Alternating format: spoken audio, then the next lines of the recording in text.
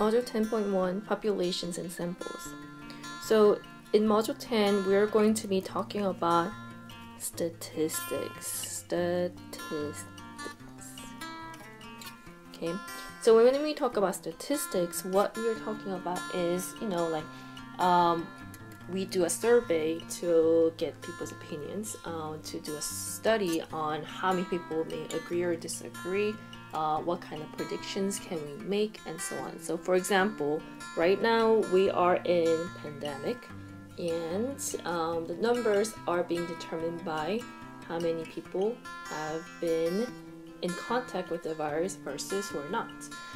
And using those numbers, experts are making predictions on when this situation or the pandemic may be over. So given that, let us take a look at Module 10.1. So we're going to talk about this concept about population samples today. So when information is being gathered about a group, the entire group of objects, individuals, or events is called the population.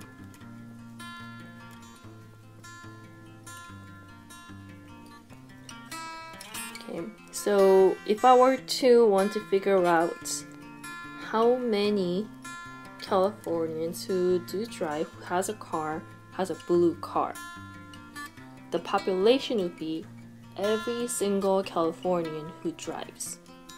But because gathering information about each member of the group can be difficult or impossible, researchers often study a part of this population only, and we call them samples.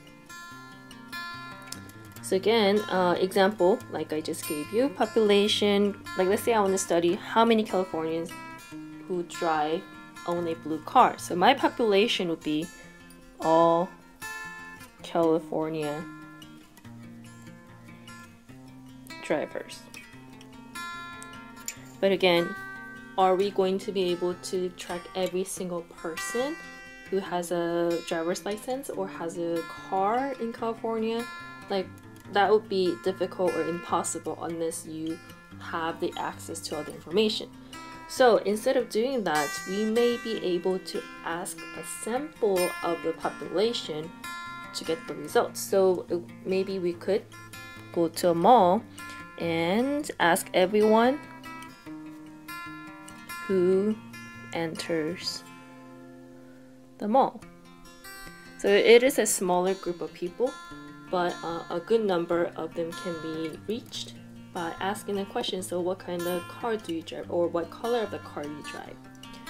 So a sample in which every person, object, or event has an equal chance of being selected is called a random sample.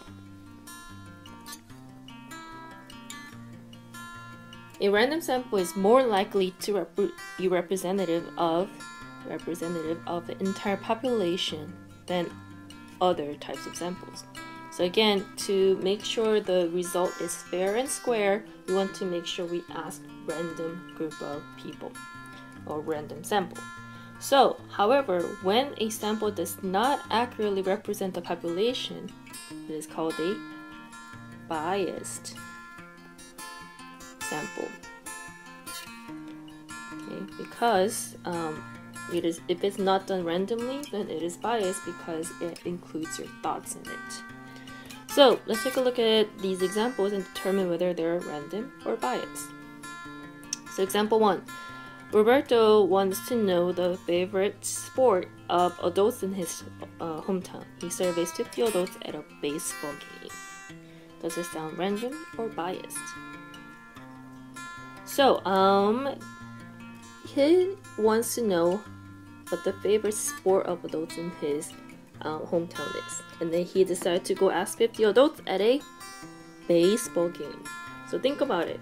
Would you be attending baseball games if you did not like sports in the first place? And if you're at a baseball game instead of like a basketball game, what are the chances that your favorite sport may be a baseball? Okay, so this is biased. Example 2. Paula wants to know the favorite type of music for students in her class. She puts the name of all students in a hat, draws 8 names, and surveys those students. Does it sound random enough, or does it sound biased? So in this case, her population is her class, and she sampled 8 names. Did she pick them according to their characteristics, or did she pick the names randomly? In this case, because she put the names in a hat and then pick the names out from the hat, it is done randomly. So it is a random sample. Lastly, would you like to waste the taxpayers' money to build a frivolous skateboard park? So is this question a biased question or a random question? So here are some keywords here. He or she who drafted this question said put the word waste and frivolous.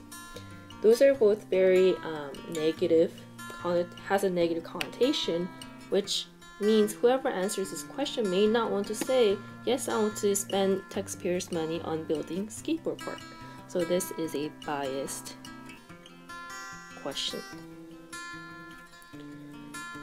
Example 4. What is your favorite season? Does it sound biased or not biased?